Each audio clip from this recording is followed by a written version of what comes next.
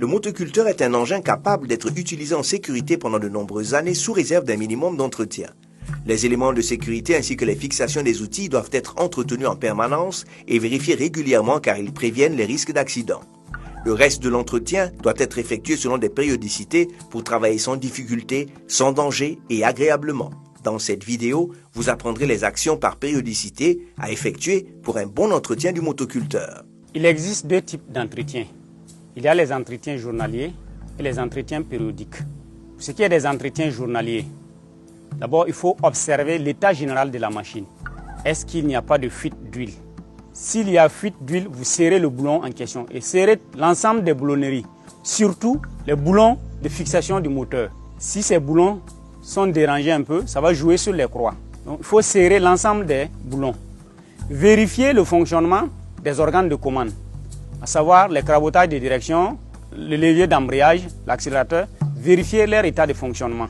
Vérifier le niveau des différents liquides, à savoir le carburant, est-ce qu'il y a du carburant? S'il n'en a pas, il faut en compléter. Vérifier le niveau d'huile du moteur, si elle est insuffisante, il faut compléter. Vérifier également l'eau du radiateur, si elle est insuffisante, il faut compléter. Vérifier le niveau de l'huile de la boîte de transmission, si elle est insuffisante, il faut également compléter. Tous ces entretiens, c'est pour éviter que pendant que vous êtes sur le travail, vous arrêtez la machine pour aller chercher. On fait toutes ces vérifications avant le travail. Ça, c'est l'entretien journalier. Il ne faut pas ignorer également les équipements que vous allez utiliser pour faire le travail. Il faut faire des vérifications là-bas également. Serrer les boulons et graisser les roulements si ça nécessite un graissage. Ça, c'est l'ensemble des entretiens journaliers à apporter au motoculteur pour qu'il puisse bien travailler et puisse être durable également. Après ces entretiens journaliers, il y a les entretiens périodiques. À ce niveau, ce sont des fréquences données qu'il faut faire les entretiens. Pour une machine neuve, il faut, après 50 heures d'utilisation, 50 heures d'utilisation, ça correspond à une semaine de travail avec le motoculteur en temps plein, soit 8 heures de travail par jour. Et l'entretien à apporter là-bas, il y a d'abord l'huile du moteur. 50 heures après, il faut la vidange de rodage. Parce que quand c'est sorti de l'usine, il y a les métaux ne se sont pas bien frottés, il y a des morceaux de fer qui vont tomber. Donc après 50 heures d'utilisation, il faut faire la vidange de l'huile du moteur et mettre de l'huile neuve. L'huile SAE 40 ou 50 diesel. Et la capacité, c'est entre 3 et 3,5 litres que vous devrez mettre dans le moteur. Pour faire la vidange de l'huile du moteur, il faut d'abord ouvrir le bouchon de remplissage ici. Il faut l'ouvrir, laisser. Également, au niveau de la jauge, il faut enlever, laisser. Et prendre en bas, nous avons le carter d'huile. Pour faire la vidange, vous ne devrez pas faire la vidange à froid. Le moteur doit fonctionner. Même si c'est démarré pendant 5 minutes, l'huile va se chauffer. C'est pour permettre que les colmatages au niveau des pions là se chauffent et se détachent et vous allez tout vider.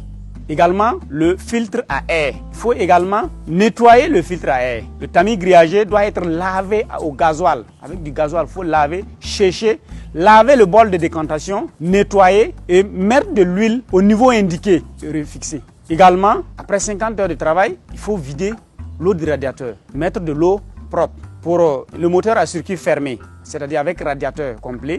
Par exemple, celui que nous avons ici, c'est un évaporateur, c'est-à-dire refroidissement à circuit ouvert. Donc c'est de l'eau qu'on complète seulement. Pour celui du radiateur, si nécessaire, mettez l'eau de refroidissement qu'on utilise pour les véhicules. Ça permet de garder votre moteur en vie pendant longtemps. Ça, c'est le rodage. Après cet entretien, chaque 100 heures, vous devrez soit 2 semaines d'utilisation en temps plein, vous devrez également faire les mêmes entretiens. À savoir vidanger l'huile du moteur, et nettoyer le filtre à air.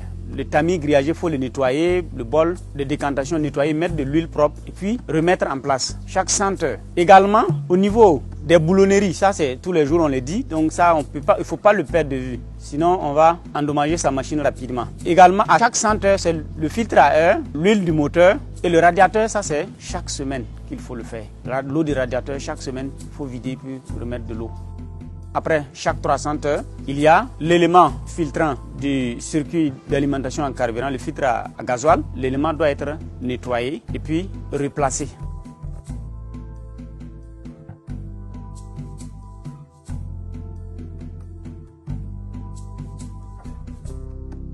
chaque 300 heures, en plus des entretiens, chaque 100 heures que vous devez apporter, il y a des éléments tels que le réglage des jeux de soupape, le réglage des injecteurs. Là, en ce moment, vous devez faire recours à un spécialiste qui va faire ces réglages pour vous, pour toujours garder la puissance que vous avez besoin pour le travail. Les injecteurs doivent être nettoyés, la chambre de combustion doit être décalaminée, la tête du piston décalaminée, tout. Et les jeux de soupape doivent être réglés comme il doit pour que la machine puisse donner la puissance dont vous avez besoin pour le travail. Maintenant, après cela, chaque 600 heures, vous devrez, en plus des entretiens, chaque 100 heures que vous devez faire, vous devrez vidanger l'huile du capteur de transmission ou de la boîte de vitesse. À ce niveau, il faut dire que vous devrez utiliser de l'huile de pont, communément appelée l'huile SAE 90, communément appelée huile de transmission ou huile de pont. Vous vidangez, vous mettez de l'huile neuve. Et la capacité, ça varie selon le modèle de motoculteur. Pour ce modèle chinois, la quantité d'huile qu'il faut est de 7 à 8 litres pour ce modèle. Pour le modèle indien, où il n'y a pas de réducteurs latéraux, il faut 5 à 6 litres d'huile pour la boîte de transmission. Également, 600 heures après, le filtre à gasoil. Changez l'élément filtrant du filtre à gasoil. Après 600 heures également, vous donnez à un spécialiste qui va revoir les réglages. Ceci, vous avez déjà fait 300 heures. 300 heures en plus, ça fait les 600. Donc, il faut voir les jeux de soupape, décalaminer la tête du piston, la chambre de combustion et vérifier les injecteurs. Également, au niveau des courroies, vous devez vérifier le fonctionnement des courroies. La tension, si ce n'est pas bon, vous réglez. Si ça nécessite de changer, il faut changer les courroies. Et à ce niveau, il faut dire que les courroies, quand il y a une courroie qui est défectueuse, on ne change pas une seule. On change tous les 3 ou 4. Parce qu'il faut obligatoirement 3 ou 4 courroies pour avoir une bonne puissance pour le travail. Donc s'il y a une courroie qui est défectueuse, parmi ces courroies, il faut changer tout.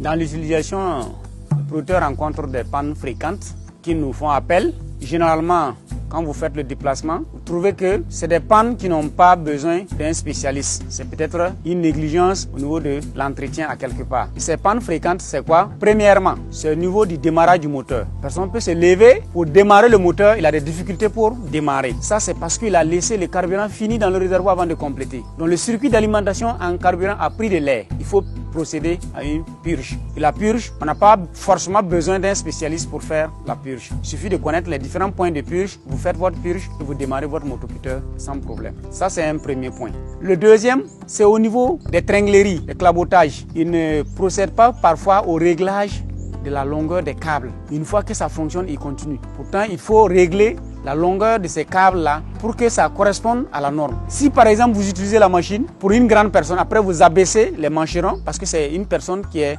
moins grande qui doit utiliser, vous avez joué sur l'allongement des câbles.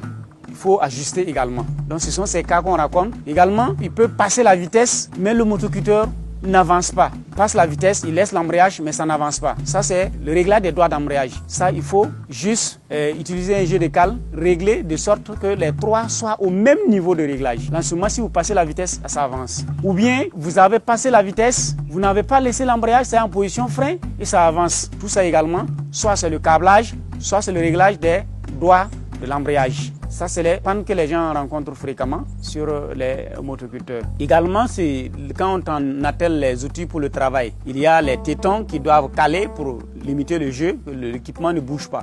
Donc, si ce n'est pas bien réglé, avec un petit jeu, ça casse. Le dispositif d'attelage, souvent, est percé. Donc, il faut veiller à régler ça toujours bien serré, pour qu'il n'y ait pas de jeu.